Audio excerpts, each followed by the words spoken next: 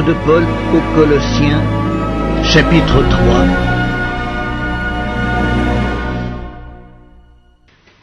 Si donc vous êtes ressuscités avec Christ, cherchez les choses d'en haut, où Christ est assis à la droite de Dieu.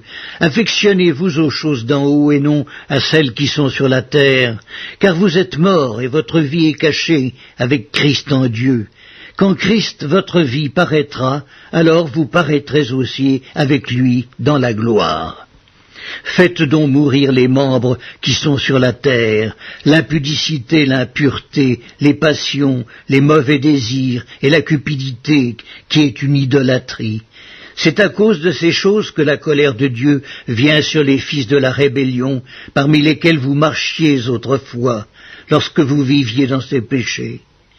Mais maintenant, renoncez à toutes ces choses, à la colère, à l'animosité, à la méchanceté, à la calomnie, aux paroles déshonnêtes qui pourraient sortir de votre bouche.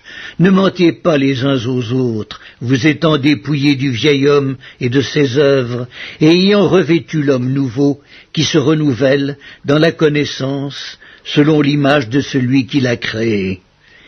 Il n'y a ici ni grec ni juif, ni circoncis, ni incirconcis, ni barbare, ni scythe, ni esclave, ni libre, mais Christ est tout en tous. Ainsi donc, comme des élus de Dieu, saints et bien-aimés, revêtez-vous d'entrailles de miséricorde, de bonté, d'humilité, de douceur, de patience. Supportez-vous les uns les autres, et si l'un a sujet de se plaindre de l'autre, pardonnez-vous réciproquement. De même que Christ vous a pardonné, pardonnez-vous aussi. Mais par-dessus toutes ces choses, revêtez-vous de la charité, qui est le lieu de la perfection, et que la paix de Christ à laquelle vous avez été appelés pour former un seul corps règne dans vos cœurs, et soyez reconnaissants. Que la parole de Christ habite parmi vous abondamment. Instruisez-vous et exhortez-vous les uns les autres en toute sagesse, par des psaumes, par des hymnes, par des cantiques spirituels, chantant à Dieu dans vos cœurs sous l'inspiration de la grâce. Et quoi que vous fassiez, en parole ou en œuvre, faites tout au nom du Seigneur Jésus, en rendant par lui des actions de grâce à Dieu le Père. Femmes, soyez soumises à vos maris, comme il convient dans le Seigneur. Maris, aimez vos femmes et ne vous aigrissez pas contre elles. Enfants, obéissez en toutes choses à vos parents, car cela est agréable dans le Seigneur.